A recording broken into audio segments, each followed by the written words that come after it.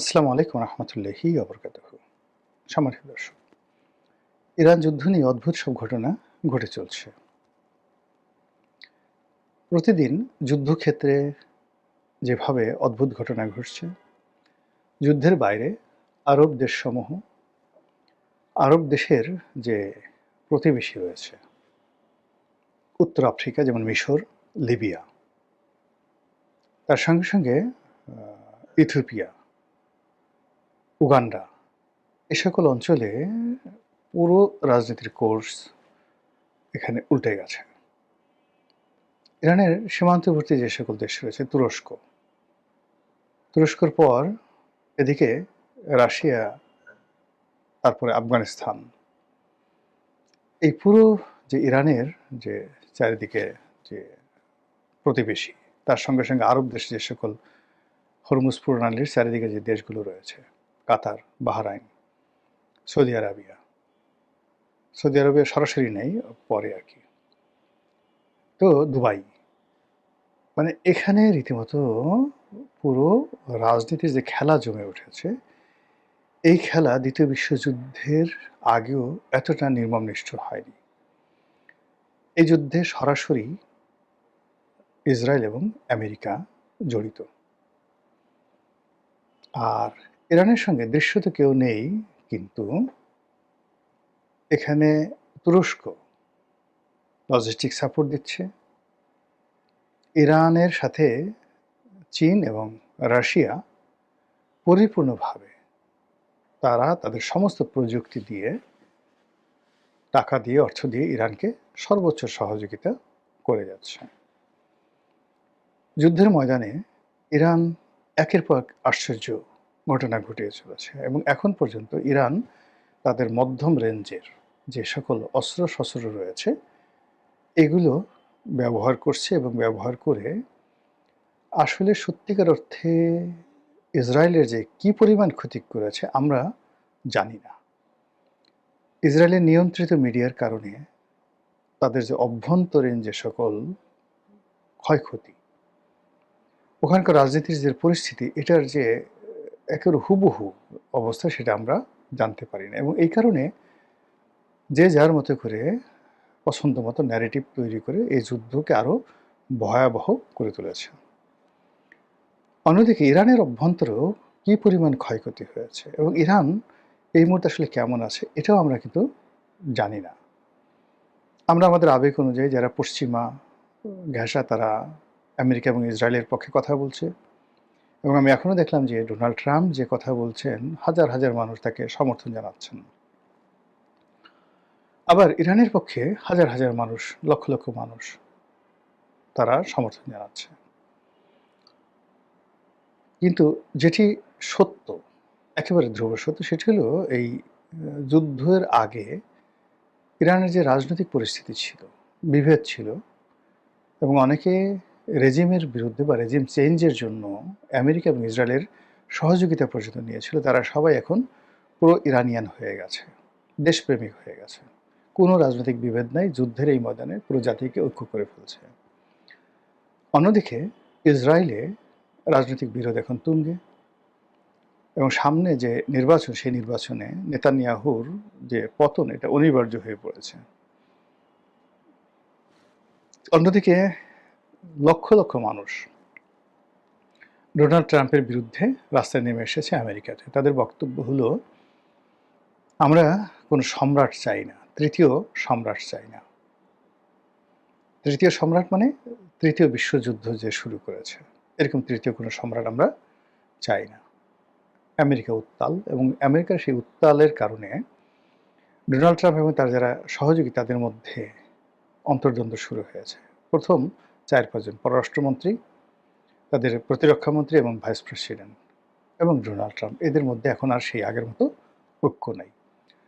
Donald ট্রাম্পের বেশ গুরুত্বপূর্ণ বেশ কয়েকজন কর্মকর্তা এই যুদ্ধের যে বিভীষিকা, সেই বিভীষিকাটাকে মেনে না নিয়ে এই যুদ্ধকে অন্যায্য বলে পদত্যাগ করেছেন। তাদের দীর্ঘদিনের পরীক্ষিত বন্ধু ইংল্যান্ড, অস্ট্রেলিয়া, কানাডা সরাসরি জানিয়ে দিয়েছেন তারা এই যুদ্ধে অংশগ্রহণ করবে না। আর অন্যদিকে ইরানের যে কর্তৃত্ব ভূমির উপর, তারপর সমুদ্রের উপরে, তাদের যে হরমুজ স্ট্রাইট, যেটাকে হরমুজ প্রণালী বলা হয়, সেখানে ক্রমশ বেড়েই চলেছে। তারা যেভাবে নির্বিবাদে একই সঙ্গে আক্রমণ চালিয়ে মধ্যপ্রাচ্যে আমেরিকার 17টা ঘাঁটি সম্পূর্ণ মাটির সঙ্গে মিশিয়ে দিয়েছে, সে সকল ঘাঁটিতে একজন আমেরিকান সৈন্য নেই। এবং ওখানে যে সকল আমেরিকান সৈন্য ছিল তারা বিভিন্ন হোটেলে পালিয়ে গেছে, অনেকে সেই দেশ ছেড়ে চলে গেছে। এবং যে সকল জেনারেলরা, আমেরিকার বড় বড় জেনারেলরা বিভিন্ন হোটেলে ছিল, সেই সকল হোটেলে পর্যন্ত ইরানিয়ান যে মিসাইল, সেই মিসাইলের আক্রমণ চলেছে, হোটেল ভ্যানিশ করে দেওয়া হয়েছে। আনবিলিভেবল। এরই মধ্যে বেশ কয়েক দফা ভূমিকম্প হয়ে গেছে ইরানে।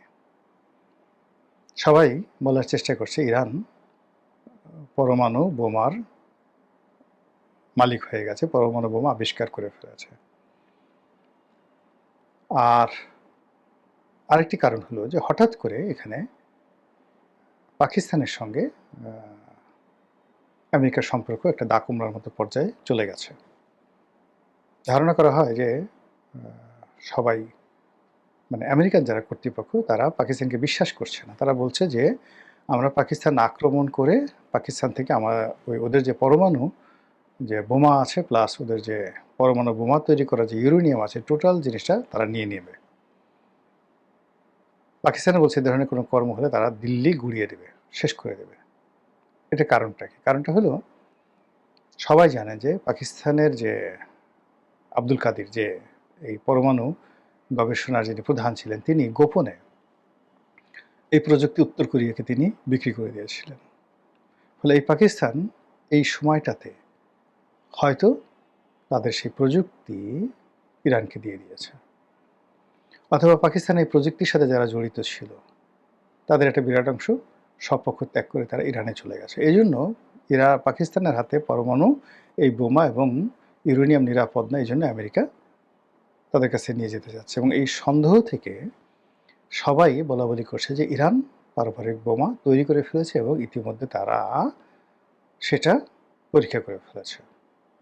ঘটনা যদি তাই হয় তাহলে মানে ইসরায়েলের বাহাদুরি শেষ, আমেরিকার বাহাদুরি শেষ, এবং ইরানের কর্তৃত্ব বাড়তেই থাকবে। এই গেল এক। আর এই সন্দেহটা আরো প্রবল থেকে প্রবলতর হচ্ছে অন্য একটি কারণে। সেই কারণটি হলো লক্ষ লক্ষ ইরানি তারা রাস্তায় নেমে আসছে। তারা বলছে যে আমাদের পরমাণু শক্তিধর হতে হবে, যে কোনো মূল্যে পারমাণবিক বোমা বানাতে হবে, যে কোনো মূল্যে, এই দাবি। ফলে যে আন্তর্জাতিক পরমাণু শক্তি কমিশন রয়েছে, তো তাদের সঙ্গে ইরানের যে চুক্তি আছে, সেই চুক্তি থেকে ইরান যেন বের হয়ে আসে, এই জন্য তাদের জনগণ ইরানকে চাপ দিচ্ছে। ইট মিনস ইরান পারমাণবিক বোমা আলটিমেটলি তৈরি করে ফেলেছে। এই কারণে কি হলো, ডোনাল্ড ট্রাম্প এবং তার যারা লোকজন আছে উপরে উপরে যতই তারা কথা বলুক না কেন, কিন্তু তলে তলে তারা মিশরকে হাতে পায়ে ধরছে, তুরস্কের হাতে পায়ে ধরছে, তারা পাকিস্তানের হাতে পায়ে ধরছে, যেন তারা ইরানের সঙ্গে তাদের একটা বন্ধুত্ব পেয়ার করিয়ে দেয়, একটা সমঝোতা করিয়ে দেয়। অন্যদিকে যুদ্ধ যাদের কারণে অনিবার্য হয়ে পড়েছে, ইসরায়েলের নেতানিয়াহু, ইসরায়েলের গোয়েন্দা সংস্থা মোসাদ, সৌদি আরবের ক্রাউন প্রিন্স মোহাম্মদ বিন সালমান এবং সংযুক্ত আরব আমিরাতের রাজপরিবার, তাদের সঙ্গে ডোনাল্ড ট্রাম্পের সম্পর্ক তলানিতে। আজকেই দেখলাম সৌদি আরবের বাদশাকে কটাক্ষ করে খুবই অপমানজনক এক মন্তব্য করেছেন ডোনাল্ড ট্রাম্প। অথচ তার সঙ্গে কিন্তু তার দীর্ঘদিনের ডোনাল্ড ট্রাম্পের যে বিপদ, সেই বিপদের সময় কিন্তু এই সৌদি রাজপরিবার তার পাশে ছিল। এবং পুরো সময়টা জো বাইডেনের সঙ্গে সৌদি আরব কোনো সংযোগ স্থাপন করেনি, বরং জো বাইডেন যে কয়বারই সৌদি আরব আসার চেষ্টা করেছেন, তারা একেবারে সদল বলে সৌদি আরবের সেই এয়ারপোর্টে সেই অপমানিত হয়েছেন। তো যেই ডোনাল্ড ট্রাম্পের জন্য বাদশাহ সালমান এবং তার পুত্র মোহাম্মদ বিন সালমান 5টা বছর আমেরিকার সাথে সম্পর্ক খারাপ করেছে, এবং ডোনাল্ড ট্রাম্পকে মানে জিতিয়ে আনার জন্য অকাতরে অর্থ বিনিয়োগ করেছে। আর ডোনাল্ড ট্রাম্প ক্ষমতায় আসার পরে ট্রিলিয়ন ট্রিলিয়ন ডলারের তারা বাণিজ্য এবং সামরিক চুক্তি করেছে।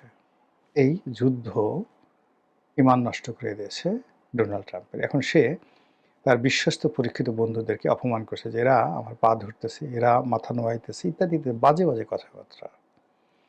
তো বোঝার চেষ্টা করুন যে কি অবস্থা তৈরি হয়েছে।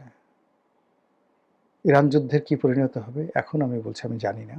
যেটা বললাম এই সার্বিক খবরাখবর থেকে যতটুকু বুঝেছি ততটুকু বললাম। মহান আল্লাহ আমাদের সবাইকে হেদায়েত দান করুন এবং হেফাজত করুন। আসসালামু আলাইকুম ওয়া রাহমাতুল্লাহি ওয়া বারাকাতুহু।